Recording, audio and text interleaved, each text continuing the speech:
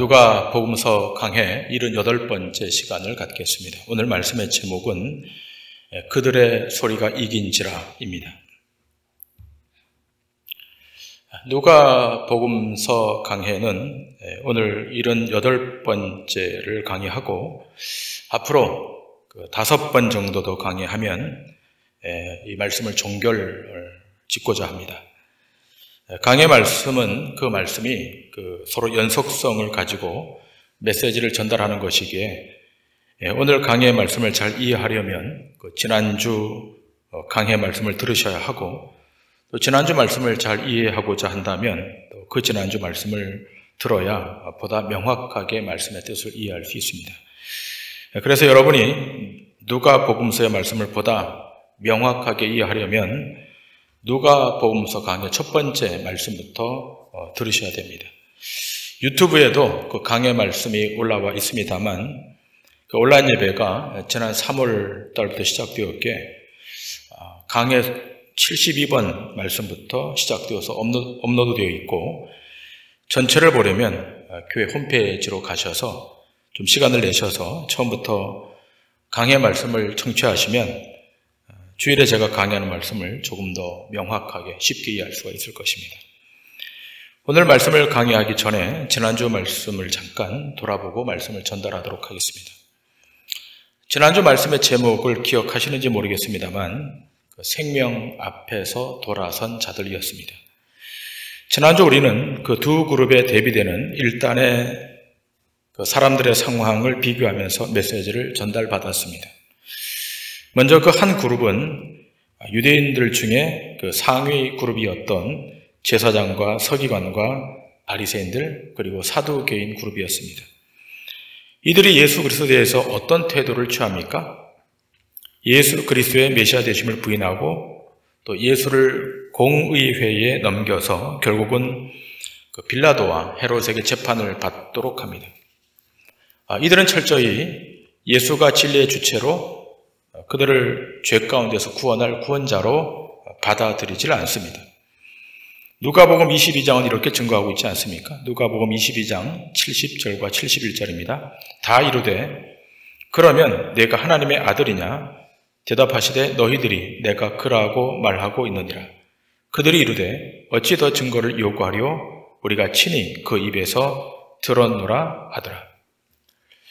예수님의 이 답변으로 말미암아 서기관들과 바리새인들은 예수를 십자가에 못 박게 할 수 있는 그 명백한 증거로 삼아서 예수님을 총독 빌라도에게 넘깁니다. 자, 그런데 이와는 달리 전혀 다른 반응을 보인 사람이 등장하지 않습니까?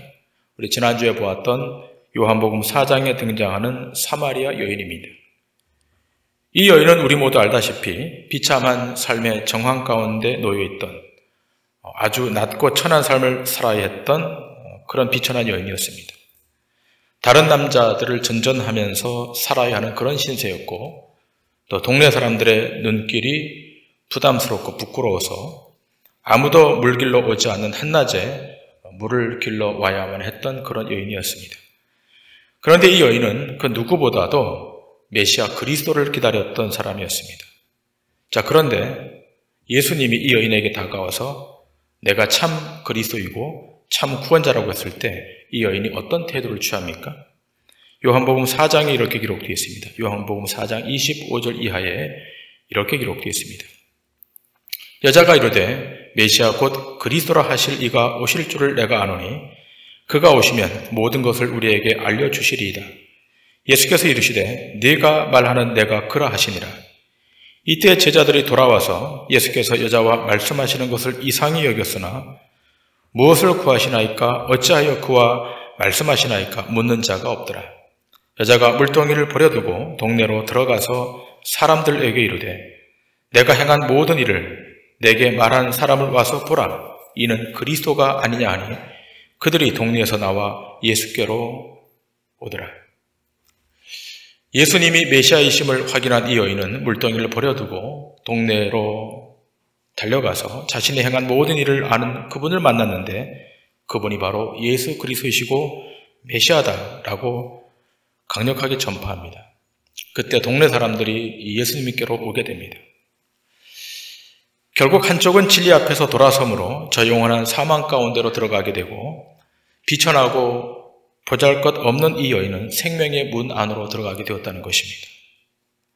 자, 이렇게 극명하게 진리 앞에서 사마리아 여인과는 정반대의 태도를 취했던 일단의 유대인들이 예수님을 처형하기 위해서 정치적인 죄목을 만들어서 빌라도에게 넘깁니다. 근데 빌라도가 아무리 그 죄목을 찾아보아도 예수에게는 그런 죄목이 없음을 확인하게 됩니다. 그래서 이 빌라도가 묘안을 내지 않습니까? 고소인 중에 누가 예수님이 갈릴리 출신이라고 고소하니까 이 사건을 당시 갈릴리를 통치하고 있었던 헤롯에게로 이 사건을 이첩합니다. 그러나 헤롯도 예수님에게서 죽일 만한 죄를 발견하지 못합니다.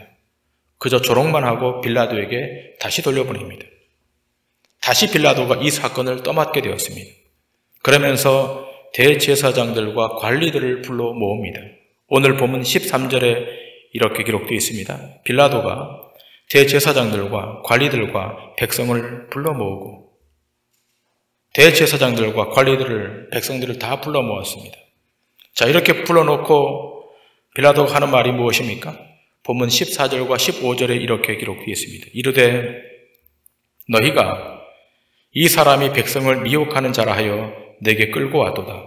보라, 내가 너희 앞에서 신문하였으되 너희가 고발하는 일에 대하여 이 사람에게서 죄를 찾지 못하였고, 헤롯이 또한 그렇게 하여 그를 우리에게 도로 보내었도다. 보라, 그가 행한 일에는 죽일 일이 없느니라.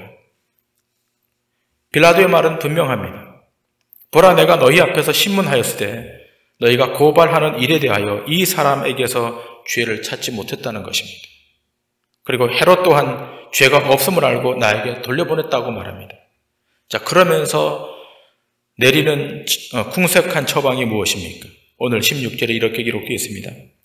그러므로 때려서 놓겠노라. 자, 분명히 빌라도가 또 헤롯이 예수가 죄가 없다고 말하지 않았습니까? 자, 그렇다면 무죄 방면을 해야지 왜 때려서 놓으려고 하는 것입니까? 이유는 하나입니다. 성난 군중들의 민심을 달래기 위해서 그렇게 하는 것입니다. 그래서 오늘 본문 17절에 어떻게 기록되어 있습니까? 여러분, 오늘 성경 17절에 이렇게 기록되어 있습니다. 없다라고 기록되어 있습니다. 이 부분이 사본이기에 그냥 없음이라고 표기한 것입니다. 자, 그런데 다른 사본 복음서에 보면 명절이 되면 반드시 한 사람을 놓아 주었던 일이 있다라고 되어 있습니다. 유대인 최대의 명절에 특별 사면을 하는 것입니다. 자, 오늘 본문에는 그 내용이 없지만 사복음서 중에 하나인 마태복음서에는 아주 자세하게 기술되어 있습니다. 마태복음 27장 15절부터 21절에 이렇게 기록되어 있습니다. 명절이 되면 총독이 무리의 청원대로 죄수 한 사람을 놓아주는 전례가 있더니 그때 바라바라 하는 유명한 죄수가 있는데 그들이 모였을 때 빌라도가 물어 이르되 너희는 내가 누구를 너희에게 놓아주기를 원하느냐? 바라바냐? 그리스도라 하는 예수냐 하니 이는 그가 그들의 시기로 예수를 넘겨준 줄 알미더라. 총독이 재판석에 앉아있을 때 그의 아내가 사람을 보내어 이르되 저 옳은 사람에게 아무 상관도 하지 마옵소서. 오늘 꿈에 내가 그 사람으로 인하여 애를 많이 태웠나이다 하더라. 대제사장들과 장로들이 무리를 권하여 바라바를 달라 하게 하고 예수를 죽이자 하게 하였더니 총독이 대답하여 이르되 둘 중에 누구를 너희에게 놓아 주기를 원하느냐? 이르되 바라바로소이다. 자, 빌라도가 예수와 바라바 중에서 누구를 놓아줄까라고 묻자 군중들은 어김없이 바라바를 달라고 요구합니다. 여러분, 바라바가 어떤 사람입니까? 성중에서 밀란을 일으키고 살인한 자로서 감옥에 갇힌 자입니다. 정말 로마의 위협이 되는 인물은 이 바라바였습니다. 그런데 로마의 통치에 위협이 되지 않는 예수를 죽이라 그러고 오히려 예수를 향해서 고함을 지르고 있습니다. 밀란을 일으키고 살인한 바라바보다 더 죽일 정도로 미운 인물이 예수라는 것입니다. 자, 그런데 한때는 예수님을 임금까지 삼으려고 했던 이 유대인들이 왜 갑자기 돌변해서 예수를 십자가에 못 박아 죽이라고 하는 것입니까? 왜 그러는 것입니까? 한때는 예수를 임금을 삼아서 메시아로 추앙을 해서 떠받들었던 유대인들이 왜 갑자기 돌을 들어서 예수를 죽이려고 하는 것입니까? 여기에 대해서 사도 요한은 이렇게 증거하고 있습니다. 요한복음 6장 26절과 27절에 이렇게 증거합니다. 예수께서 대답하여 이르시되 내가 진실로 진실로 너희에게 이르노니 너희가 나를 찾는 것은 표적을 본 까닭이 아니요 떡을 먹고 배부른 까닭이로다. 썩는 양식을 위하여 일하지 말고 영생하도록 있는 양식을 위하여 하라. 이 양식은 인자가 너희에게 주리니 인자는 아버지 하나님께서 인치신 자니라. 자, 수많은 사람들이 예수님을 따라 나선 것은 표적을 보고서 따라 나선 것이 아니라 먹고 배부르기 위해서 따라 나섰다고 요한복음 기자는 기술하고 있습니다. 여기서 이 요한복음의 표적이란 십자가를 말하지 않습니까? 예수님을 따라 나선 사람들은 예수님의 십자가 표적 때문이 아니라 먹고 배부른 양식을 위해서 뒤쫓았다는 것입니다. 그러나 그 양식은 오늘 성경에 썩는 양식이라고 규정하고 있습니다. 그래서 주님은 다시 도전합니다. 너희는 썩는 양식을 위하여 일하지 말고 영생하도록 하는 양식을 위해서 일하라 라고 말씀하십니다. 그러자 영생하기 위해서 우리가 어떤 하나님의 일을 해야 되느냐고 다시 물어요. 그때 예수님께서 답변하신 말씀이 요한복음 6장 29절의 말씀입니다. 예수께서 대답하여 이르시되 하나님께서 보내신 이를 믿는 것이 하나님의 일이니라 하시니. 자, 그동안 하나님을 믿는다는 것, 다시 말하면 하나님의 일을 한다는 것은 하나님을 위해서 무엇을 해야만 영생을 얻는 것으로 알았다는 거예요. 무엇을 해야만 되는 것으로 알았어요. 자, 그러니 오늘 성경은 다시 규정하지 않습니까? 무엇을 하는 것보다 중요한 것은 내가 보낸 예수 그리스도를 믿는 것이 하나님의 일이라고 말하는 겁니다. 행위 이전의 일을 얘기하는 거예요. 행위 이전의 본질을 이야기하는 것입니다. 하나님의 일을 하는 것은 그 일을 하는 행위가 중요한 것이 아니라 내가 보낸 생명의 주 성자 예수 그리스도를 믿는 것이 하나님의 일이라고 말씀하고 있습니다. 이 내용은 제가 지난 강의 75번째 시간에 말씀드렸던 내용입니다. 여러분, 이 말씀이 얼마나 혁명적인 말씀입니까? 이 당시에 복음이 무엇인지 조금만 알게 되면 이 말씀은 충격적으로 다가올 것입니다. 여기서 믿는다는 것은 이성으로 믿는 것이 아니었습니다. 여기서 믿는다라고 하는 것은 예수님께서 자신의 살과 피를 말씀하시면서 믿으라는 것입니다. 예수님의 살과 피가 영생하도록 하는 양식이라고 하는 것입니다. 오늘 우리가 성찬 예배를 드리지 않습니까? 성찬식을 하지 않겠습니까? 잠시 후에 떡을 나누고 포도주를 나눌 것입니다. 자, 그런데 성경은 그 예수님의 살과 피가 바로 영생하도록 하는 생명의 양식이라는 것입니다. 그것 때문에 성찬식을 하는 거예요. 이렇게 말하자 사람들이 이 말씀이 어렵다 그러면서 다 예수님을 떠납니다.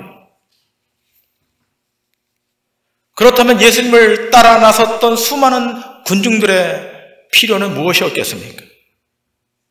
영생하는 양식이 아니라 소멸되는 양식, 썩는 양식이었습니다. 자, 초기 유대인들이 그랬다면 오늘 21세기를 살고 있는 오늘 우리는 어떠합니까? 예수님을 믿고 따른다고 하면서 무엇을 바라고 이렇게 교회로 모이는 것입니까? 썩는 양식을 위한 것입니까? 아니면 썩지 아니할 양식을 위한 것입니까?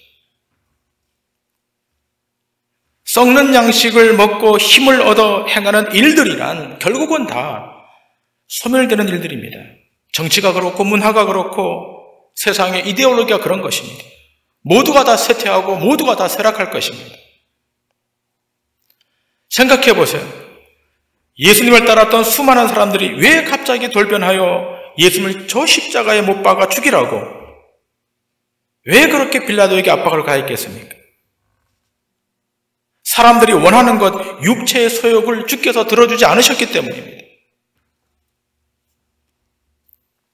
여러분, 예수님께서 빌라도에게 신문을 받는 장면이 사복음서에 다 등장하는데, 특별히 요한복음 18장 33절 이하를 보시면 빌라도가 예수를 불러서 내가 유대인의 왕이냐라고 묻는 장면이 등장합니다. 그러자 예수님이 말씀하십니다. 내가 스스로 하는 말이냐 아니면 다른 사람들이 나에 대해서 한 말이냐고 되묻습니다. 그때 빌라도가 이렇게 말합니다. 내가 유대인인 줄 아느냐? 네 나라 사람들과 대제사장들이 너를 내게 넘겼으니 내가 무엇을 하였느냐라고 다시 반문합니다. 이때 예수님이 이렇게 말씀하십니다. 요한복음 18장 36절 37절에 이렇게 말씀하십니다. 예수께서 대답하시되 내 나라는 이 세상에 속한 것이 아니니라. 만일 내 나라가 이 세상에 속한 것이었더라면 내 종들이 싸워 나로 유대인들에게 넘겨지지 않게 하였을 것이라. 이제 내 나라는 여기에 속한 것이 아니니라. 빌라도가 이르되 그러면 내가 왕이 아니냐? 예수께서 대답하시되 네 말과 같이 내가 왕이니라. 내가 이를 위하여 태어났으며 이를 위하여 세상에 왔나니 곧 진리에 대하여 증언하려 함이로라. 무릇 진리에 속한 자는 내 음성을 듣느니라 하신대. 자, 예수님의 나라는 이 세상에 속한 나라가 아니라고 분명히 말씀하십니다. 그러니까 빌라도가 예수님을 정치범으로 처형할 수는 없는 거예요. 자, 그런데 예수님이 하신 말씀이 중요합니다. 그 다음에 하신 말씀이 중요해요. 내 나라는 이 세상에 속한 것이 아니다라는 이 말씀은 누구만 알아듣는가 하면 진리에 속한 사람만 알아들을 수 있다고 하는 거예요. 다 알아들을 수 있는 것이 아니라 진리에 속한 사람만 알아들을 수 있다는 거예요. 자, 그렇다면 예수 믿는 사람은 세상의 현실과 정치를 모른 척 해야 됩니까? 아니면 예수님의 주기도문에서도 하나님의 뜻이 하늘에서 이루어진 것 같이 이 땅에서도 이루어지기를 기도하라고 가르치지 않았습니까? 그렇습니다. 하나님의 뜻이 이 땅에서도 이루어져야 돼요. 그런데 하나님의 나라가 이 세상의 나라와 어떻게 다른가를 알아야 되는 겁니다. 예수님께서 말씀하십니다. 이 세상의 나라는 권세를 가진 자가 권세 없는 자를 부리는 나라이지만 하나님의 나라는 높은 자가 낮은 자를 섬기는 나라라고 규정하십니다. 전혀 다른 질서가 작동되는 나라가 하나님의 나라라는 것입니다. 여기에 대해서 이사야 선지자가 그 나라가 어떻게 구현되는지를 이렇게 설명하고 있지 않습니까? 이사야서 11장 6절 이하 이렇게 말합니다. 그때에 이리가 어린 양과 함께 살며 표범이 어린 염소와 함께 누우며 송아지와 어린 사자와 살찐 짐승이 함께 있어 어린아이에게 끌리며 암소와 곰이 함께 먹으며 그것들의 새끼가 함께 엎드리며 사자가 소처럼 풀을 먹을 것이며 젖먹는 아이가 독사의 구멍에서 장난하며 젖된 어린아이가 독사의 굴에 손을 넣을 것이라. 내 거룩한 산 모든 곳에서 해됨도 없고 상함도 없을 것이니 이는 물이 바다를 덮음같이 여호와를 아는 지식이 세상에 충만할 것임이니. 예수님이 말씀하시는 내 나라는 사자가 어린 양과 함께 노는 나라이고 이곳에는 해됨도 없고 상함도 없는 그런 완전한 나라라는 것입니다.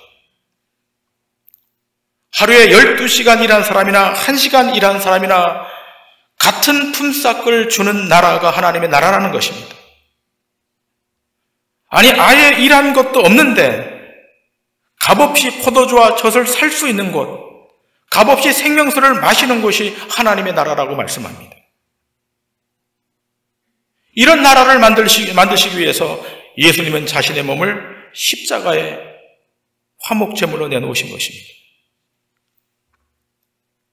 그런데 이런 나라는 모든 사람들이 다 인지하는 나라가 아니라는 거예요. 세상에 속하여 세상의 나라의 원리가 진리라고 여기는 사람들은 결단코 이 나라를 선포해도 인지할 수 없다는 거예요. 빌라도가 묻지 않습니까? 진리가 무엇이냐라고 예수님께 물어요. 근데 예수님이 전혀 답변을 하지 않아요. 왜 답변 안 하시는 겁니까? 진리가 바로 눈앞에 있는데도 알아보지 못하니까 답을 해서 뭐 하겠습니까? 진주를 돼지에게 줄 수는 없는 겁니다. 자, 이 스크린에 지금 성화 그림 하나가 올라올 겁니다. 니콜라이 가이라고 하는 유명한 화가가 그린 그림입니다. 자, 여기 이 그림에 빌라도와 예수님의 모습이 어떻게 그려져 있습니까? 빌라도의 형체에 빛이 발하고 있습니다. 여러분, 이 성화 말고 다른 성화들을 보시면 반대로 예수님의 머리 뒤에 후광을 그리고 있습니다만, 이 그림은 빌라도의 형체에 빛이 나고 예수님은 아주 초라하게 어둠에 갇힌 모습으로 그려져 있습니다. 세상의 권력의 중심에 있는 빌라도 앞에서 힘없이 서 있는 예수, 잡히고 고난을 받고 희롱을 당하여도 할 수 없이 그대로 당하고 있는 예수, 그동안의 기적과 능력들은 다 어디론가 다 없어져 버리고 형편없는 몰골로 서 있는 모습을 이 화가가 사실적으로 그린 거예요. 무엇을 말하고 있는 겁니까? 저렇게 초라한 예수를 누가 진리라고 여기며 따르겠느냐는 것을 상징으로 보여주는 거예요. 로마를 둘러엎고 다윗과 같은 왕국을 세우고 온 세상의 부하들이 예루살렘으로 몰려올 그날, 선지자들이 예언한 그날을 기다려왔는데, 그가 바로 그 메시아인 줄 알았는데 이렇게 무능력하고 이렇게 무기력한 메시아, 누가 따르겠는가 하는 거예요. 이 상황과 더불어서 대제사장들과 유대교 지도자들이 다 한 목소리로 예수를 처단하라고 합니다. 예수를 십자가에 못 박아 죽이라고 고함을 칩니다. 빌라도가 3번이나 죄가 없다 했지만 이 민심은 요동하지 않습니다. 계속해서 예수를 십자가에 못 박아 죽이라고 고함을 치릅니다. 자, 이제 빌라도의 결정 하나에 모든 형국이 뒤바뀝니다. 여전히 이 빌라도는 힘의 정점에 있고 대중들을 이용해서 세상의 권력을 마음대로 지금 유용하고 있습니다. 그래서 이 화가가 그린 이 그림에 빌라도의 형체에 빛이 나는 겁니다. 세상의 권력의 정점에 있기 때문에 빛이 나는 겁니다. 빌라도는 이 유대인들의 청혼을 빌미로 그들의 청을 들어줍니다. 자기 권력을 대중들에게 교묘하게 대입시킵니다. 오늘 본문의 저자 누가는 이렇게 기록하고 있습니다. 23절에 이렇게 말합니다. 그들이 큰 소리로 재촉하여 십자가에 못 박기를 구하니 그들의 소리가 이긴지라. 십자가에 못 박아 죽이라고 하는 그들의 대중들의 소리가 이겼다라고 기록하고 있습니다. 민중들의 여론이 이겼습니다. 일단은 유대인들의 소리가 이겼습니다. 자, 그렇다면 진짜로 이긴 것입니까? 정말로 이긴 것입니까? 왜 이런 형국이 만들어진 것입니까? 이방인 총독이 살펴보아도 죄가 없다는 분을 왜 십자가에 못 박아 죽이라고 고함을 지르면서 처형해버리라고 하는 것입니까? 여러분, 이것은 단순히 죄 없는 한 인간을 살해한 것이 아닙니다. 지금 십자가에 달리신 분은 성자 하나님이십니다. 말씀이 육신이 되어 오신 그분, 유일하게 진리이신 그분을 사람들이 십자가에 못 박아 죽이라고 한 것은 인간들 속에, 그 내면 속에 신에 대한 부정과 살이가 가득히 있다는 것을 반증하는 대목이에요. 인간의 내면 안에 그게 있다는 것입니다.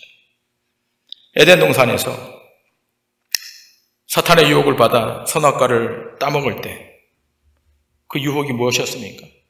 그 유혹의 출발이 무엇이었습니까? 선악과를 따먹으면 너도 하나님처럼 된다는 것이었어요. 너도 신이 될 수 있다는 겁니다. 그런데 정작 선악과를 따먹고 나니까 하나님처럼 된 것입니까? 아닙니다. 오히려 모든 사람이 죄인이 되었습니다. 죄인이 되었다는 것은 자신이 하나님인 줄, 신인 줄 착각하며 사는 것을 말하는 거예요. 지금 세상이 그렇지 않습니까? 도덕이, 윤리가, 이데올로기가 신을 대체하고 있잖아요. 하나님께서 천지를 창조하신 것은 자기 영광을 위해 창조하셨는데 죄인인 인간이 선악과를 따먹고 나니 생각이 바뀐 거예요. 모든 세상이 자기의 영광을 위하여 있는 것으로 착각하게 된 거예요. 그래서 신이든 사물이든 정신체계이든 오직 자기에게 이익이 되면 선이 되는 것이고 자기에게 해가 되면 악이 되는 것으로 여기는 것입니다. 왜 그렇습니까? 인간의 내면 안에 자리하고 있는 원죄의 본성 때문에 그런 겁니다. 때문에 하나님께서 아담에게 왜 선악과를 따먹었냐라고 말했을 때 아담의 답변이 무엇입니까? 하나님이 주신 하와 때문에 그렇다고 말합니다. 언제는 내 뼈 중에 뼈요 살 중에 살이라고 해놨다가 갑자기 누구에게 책임을 돌리는 겁니까? 하와에게, 또 하와를 주신 하나님에게 책임을 돌립니다. 그 순간 자기 아내와 그 하와를 주신 하나님이 다 적으로 돌변하는 겁니다. 이런 못된 본성이 모든 인간에게 다 들어있는 겁니다. 모세가 이스라엘 백성을 애굽에서 인도해 낼 때 하나님의 뜻과 명령에 따라 인도해 가지 않습니까? 그럼에도 불구하고 이스라엘 백성들은 끊임없이 모세를 향해 원망하고 불평합니다. 그리고 돌을 들어 치려고 합니다. 이유가 무엇입니까? 간단합니다. 자기들이 원하는 뜻대로 들어주지 않다고 하는 이유 때문입니다. 그런데 성경은 이 원망과 불평이 누구에 대한 원망과 불평이라고 규정합니까? 여호와 하나님에 대한 원망과 불평이라고 규정합니다. 오늘 우리가 살아가면서 일어나는 모든 다툼과 요란함과 분요함이 어디 있는가를 보십시오. 전부 남의 탓으로 돌린 데 있습니다. 신문을 보고 TV를 보세요. 다 남의 탓입니다. 자, 그런데 그 남의 탓을 끝까지 밀고 나가다 보면 어디까지 도달합니까? 자기를 이 세상에 있게 한 부모에게까지. 기독교 신앙으로 치자면 창조주 하나님, 절대자 하나님이 그렇게 했다는 결론으로 도달하는 거예요. 나는 항상 이 괄호에서 바깥에 있는 거예요. 그러므로 인간의 깊은 내면 속에 신에 대한 적대감이 얼마나 들어있는지를 여실히 보여주는 것이 예수님의 십자가 사건인 것입니다. 자, 그런데 여러분, 지금 여기 등장하고 있는 장로들과 서기관들과 바리새인들만 나쁜 무리로 간주할 수 있겠습니까? 거기 자리 예배하고 있는 우리들은 그렇지 않습니까? 우리 내면 안에도 이러한 본성이 잔존하고 있다면, 그걸 인정한다면 다음의 말씀이 우리에게 현실로 다가와야 되는 겁니다. 사도들이 전한 이 말씀이 우리 마음속 깊이 들어와야 되는 것입니다. 사도행전 2장 36절 이하에 사도들이 이렇게 메시지를 외칩니다. 그런즉 이스라엘 온 집은 확실히 알지니 너희가 십자가에 못 박은 이 예수를 하나님이 주와 그리스도가 되게 하셨느니라 하니라. 그들이 이 말을 듣고 마음에 찔려 베드로와 다른 사도들에게 물어 이르되 형제들아 우리가 어찌할꼬 하거늘 베드로가 이르되 너희가 회개하여 각각 예수 그리스도의 이름으로 침례를 받고 죄사함을 받으라. 그리하면 성령의 선물을 받으리니 이 약속은 너희와 너희 자녀와 모든 먼데 사람 곧 주 우리 하나님이 얼마든지 부르시는 자들에게 하신 것이니라 하고 또 여러 말로 확증하며 권하여 이르되 너희가 이 패역한 세대에서 구원을 받으라 하니 그 말을 받은 사람들은 침례를 받으며 이날에 신도의 수가 3,000이나 더하더라. 이 말씀이 현실적으로 다가와야 돼요. 자, 그런데 나는 그때도 태어나지 않았다고 고집하는 분들이 계신다면 에베소서 말씀 한 곳을 더 보십시다. 에베소서 2장 3절부터 6절에 이렇게 말하고 있습니다. 전에는 우리도 다 그 가운데서 우리 육체의 욕심을 따라 지내며 육체와 마음에 원하는 것을 하여 다른 이들과 같이 본질상 진노의 자녀였더니 긍휼이 풍성하신 하나님이 우리를 사랑하신 그 큰 사랑을 인하여 허물로 죽은 우리를 그리스도와 함께 살리셨고 너희는 은혜로 구원을 받은 것이라. 또 함께 일으키사 그리스도 예수 안에서 함께 하늘에 앉히시니 은혜로 우리를 구원해 주셨고 그 예수의 은혜로 우리가 하늘에 앉혀진 존재라고 말합니다. 십자가에 못 박아 죽이라는 그 무리들과 함께 있었던 자들과 똑같은 우리들을 그 은혜로 살려내신 것입니다. 결국 누가 승리한 것입니까? 예수 그리스도가 승리하신 것입니다. 그들의 소리, 민중의 소리, 백성의 여론이 승리한 것이 아니라 그들에 의해 십자가에 달리신 예수 그리스도가 종국에는 승리한 것입니다. 오늘 예배하는 여러분과 제가 능력이 많아서 실력이 출중해서 내 옳음이 증명되고 확인되었기에 세상 앞에 승리하는 것이 아닙니다. 그렇게 여론에 내몰려서 십자가에 못 박혀 죽으신 예수 그리스도 그분의 구속의 은총으로 그 은혜로 죄에 대해서 사망에 대해서 어둠에 대해서 승리하셨음을 기억하셔야 됩니다. 우리는 날마다 실패하지만 십자가 지신 예수, 우리를 저 천국으로 들어가도록 그 특권을 허락하신 그 예수님은 날마다 승리하심을 믿으시고 주님 오실 때까지 그 십자가 앞에서 죄 은총만을 구하시는 믿음의 백성들 다 되시기를 주님의 이름으로 간절히 축원합니다.